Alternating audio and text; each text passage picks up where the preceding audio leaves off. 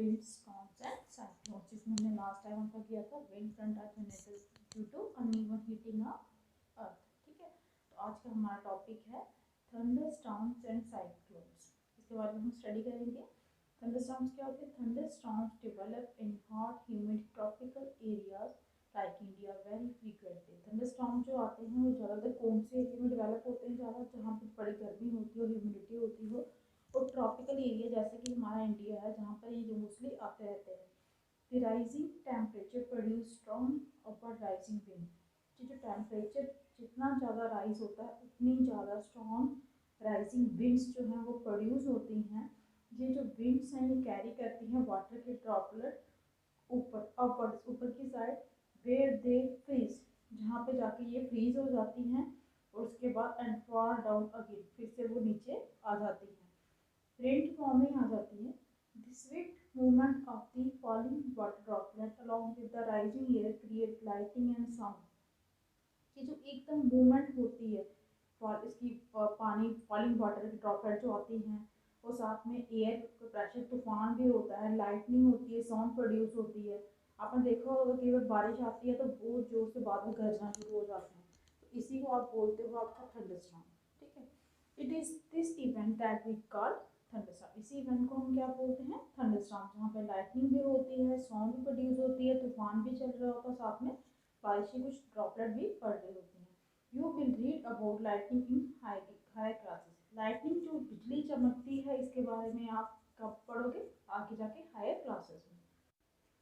अब हम देखेंगे कि ये थंडरस्टॉर्म जो हैं ये साइक्लोन कैसे बन जाते हैं। How a thunderstorm become a cyclone. ये थंडरस्टॉर्म जो लाइटनिंग वगैरह हो रही है, थोड़ी बहुत आंधी वगैरह चल रही होती है, ये तूफान कैसे बन जाता है?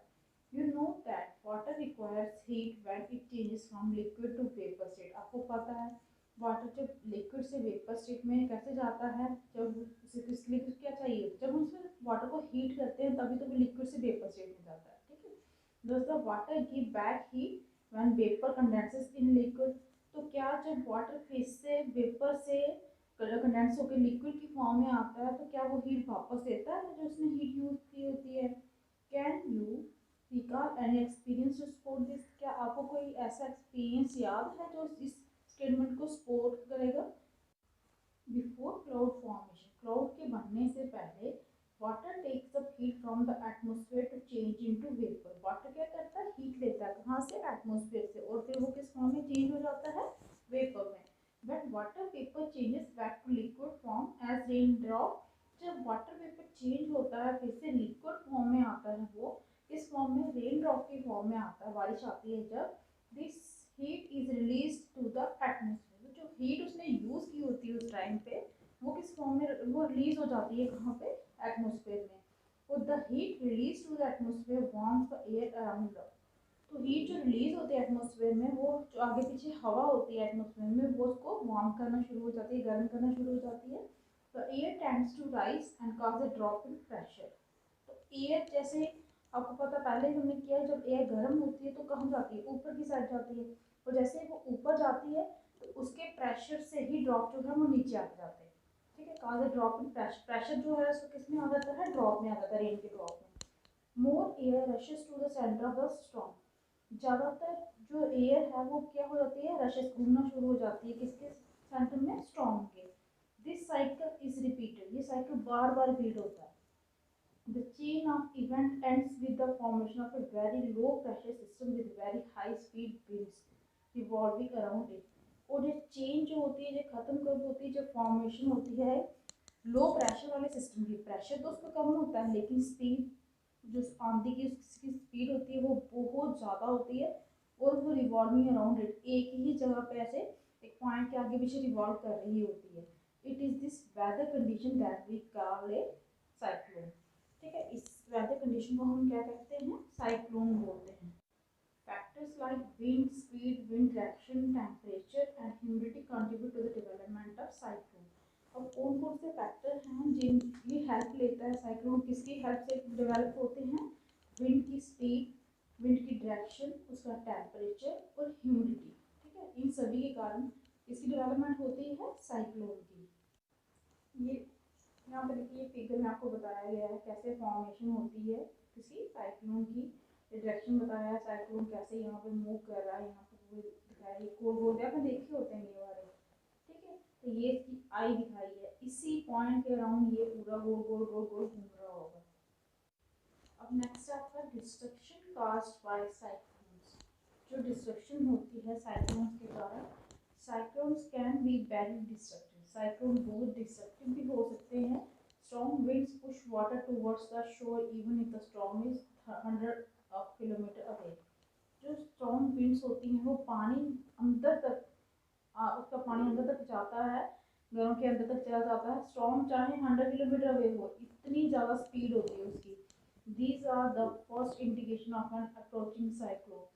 कि जब बारिश आ रही होती है ना, तो साइक्लोन भी अगर कहीं साइक्लोन आ रहा होता है, बारिश आ रही होती है, तो उसकी पानी अंदर घरों के अंदर तक घुस जाता है, तो इससे हमें पता चल जाता है, इंडिकेशन मिल जाती है कि साइक्लोन आ रहा है। The water waves producing by the wind are so powerful that a person cannot overcome them। वो जो वाटर वेव्स प्रोड्यूस होती हैं विंड से, वो इतनी पावरफुल होती है कि इंसान तो उसे सह नहीं सकता, ठीक है। तो low pressure in the I lift water surface in the centre. वो जो आई होती है साइक्लोन की आई, जो हमने पीछे दिखाई थी फिगर में, वो क्या करती है, वाटर जो लो प्रेशर होता है उसका, उसमें वाटर सरफेस को लिफ्ट करती है सेंटर से ऊपर की साइड, ठीक है। Rising water may be as high as 3 to 12 metre. और राइजिंग वाटर की जो हाइट है 3 से लेकर 12 मीटर तक होती है। और ऐसा एक लगता है देखने में जैसे water wall moving towards the shore, की एक एरिया में एक कुआं, पानी का कुआं घूम रहा होता है पूरा, इस तरह से उसकी शेप होती है, बुक में फिगर में दी गई है। और इसका रिजल्ट क्या होता है, जो सी वाटर है वो enter the low line coastal area में घुस जाता है, ठीक है। जो समुद्र के आसपास के जो इलाके होते हैं वहाँ पे समुद्र का पानी घुस जाता है, और Kasing several loss of life and property, इसके कारण नुकसान होता है लाइफ का भी और प्रॉपर्टी का भी। It also reduces the fertility of the soil, इसके कारण जो सॉइल होती है उसकी फर्टिलिटी भी क्या हो जाती है, रिड्यूस हो जाती है। कंटिन्यूस हैवी रेनफॉल में further worsen the flood situation. अगर लगातार ये रेनफॉल होता रहे तो उसके बाद क्या हो जाती है, फ्लड की सिचुएशन आ जाती है, उससे भी बदतर हालत हो जाती है। High speed winds accompanying a cyclone can damage house, telephones, and other communication systems, trees, etc., causing tremendous loss of life and property। ये जो हाई स्पीड विंड्स आती हैं साइक्लोन के साथ साथ, ये डैमेज कर देती हैं हाउसेस को, टेलीफोन्स को, कम्युनिकेशन सिस्टम को, ट्रीज को, और मतलब बड़ा ज़्यादा नुकसान होता है लाइफ और प्रॉपर्टी को। अब ये तो था आपको पता है, साइक्लोन भी अलग अलग नाम से जाने जाते हैं। जैसे यहाँ पे दिखाया है, cyclone is known by different names in different parts of the world. It is called a hurricane in the American continent.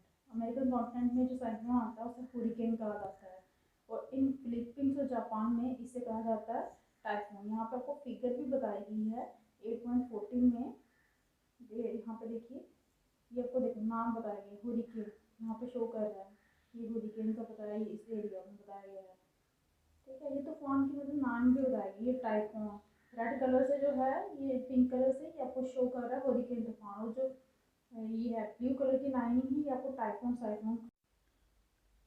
जैसे कि हमने पढ़ा कि अमेरिकन कॉन्टिनेंट में जो साइक्लोन आता है उसे हरिकेन बोलते हैं, फिलीपींस और जापान में जो साइक्लोन आता है उसे टाइफून बोलते हैं, ठीक है। तो आगे है हमारा टॉर्नेडोज। टॉर्नेडोज क्या होता है, in our country they are not very frequent. हमारी कंट्री में जो साइक्लोन हैं वो ज़्यादातर नहीं आते हैं। A tornado is a dark funnel shape cloud that reaches from the sky to the ground. Tornado है, नाम है ये टॉर्नेडो, ठीक है। ये एक टाइप ही होता है साइक्लोन का, साइक्लोन नहीं होता है, साइक्लोन का टाइप होता है। ये डार्क फनल शेप का होता है और क्लाउड की तरह होता है, और क्लाउड का बना हुआ होता है, जो कहाँ पे आता है, स्काई से कहाँ पे आता है, ग्राउंड पे आता है। यहाँ पे देखिए इसकी पिक्चर यहाँ पे दिखाई गई है, ये फनल शेप का है ना, यहाँ पे ये फनल टाइप का, ये क्लाउड से है ऊपर। ये किसकी शेप है, मेजर टॉर्नेडो की। ये मतलब ये यहाँ पे इंडिया में मोस्टली आते तो नहीं है साइक्लोन, लेकिन जो ये है जो कहीं कहीं कहीं पे होता है इंडिया में। Most of the tornadoes are weak. ज़्यादातर जो टॉर्नेडोस होते हैं वीक होते हैं। अगर कोई वायलेंट टॉर्नेडो होता तो उसकी स्पीड कितनी होती है, 300 किलोमीटर पर आवर। और टॉर्नेडो में form with in cyclone. Tornado बाद में बदल सकते हैं, साइक्लोन में बदल सकता है, लेकिन इतना मतलब वो डिस्ट्रक्टिव नहीं है, लेकिन बाद में वो may form with in cyclone, वो साइक्लोन में चेंज हो सकता है। जो होल कोस्ट लाइन है इंडिया की is vulnerable to cyclone. Vulnerable मतलब अटैक का चांस तो रहता है साइक्लोन्स का यहाँ पे, लेकिन पार्टिकुलरली कहाँ पे रहता है, ईस्ट कोस्ट में, ठीक है। और जो वेस्ट कोस्ट है इंडिया की, वहाँ पे इसका कम खतरा रहता है साइक्लोनिक स्टॉर्म्स का। किसके किन टर्म्स में, इंटेंसिटी के टर्म्स में भी और फ्रीक्वेंसी के टर्म्स में भी। मीन्स कि अगर साइक्लोन्स का अगर कहीं पे खतरा, अटैक का खतरा कहीं रहता है तो वो कहाँ पे होता है, ईस्ट कोस्ट वाली साइड्स पे होता है।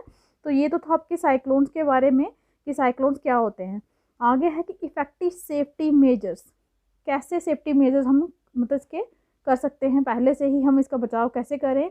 आपको क्या करना है, cyclone forecast and warning service, cyclones के लिए जानकारी पहले ही मिलनी चाहिए, इसकी वार्निंग पहले ही दे देनी चाहिए।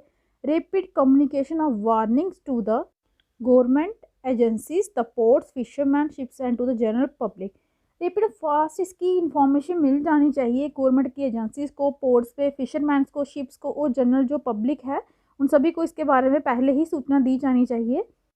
Construction of cyclone shelters in the cyclone prone areas and administrative arrangement for moving people fast to safer places. अब कंस्ट्रक्शन साइक्लोन की जैसे मतलब शेल्टर्स का बनता है, जिन एरिया में बनता है वहाँ पे इतनी एडमिनिस्ट्रेटिव अरेंजमेंट होनी चाहिए कि वहाँ के पीपल्स को जल्दी से मूव करके कहाँ पे ले जाना चाहिए, सेफर प्लेस में ले जाना चाहिए, ताकि उनको जान का तो कम से कम लाइफ का जो है वो नुकसान ना हो। नेक्स्ट आपका action on the part of the people, लोगों की तरफ से जो एक्शन होना चाहिए, we should not ignore the warnings issued by the meteorological department through TV, radio और न्यूज़पेपर। हमें नज़रअंदाज नहीं करने चाहिए जो हमें वार्निंग्स आती हैं, चाहे वो न्यूज़पेपर से आती हों, टीवी से है, रेडियो से, मौसम के बारे में जो भी वार्निंग आती है उसे हमें नज़रअंदाज नहीं करना चाहिए।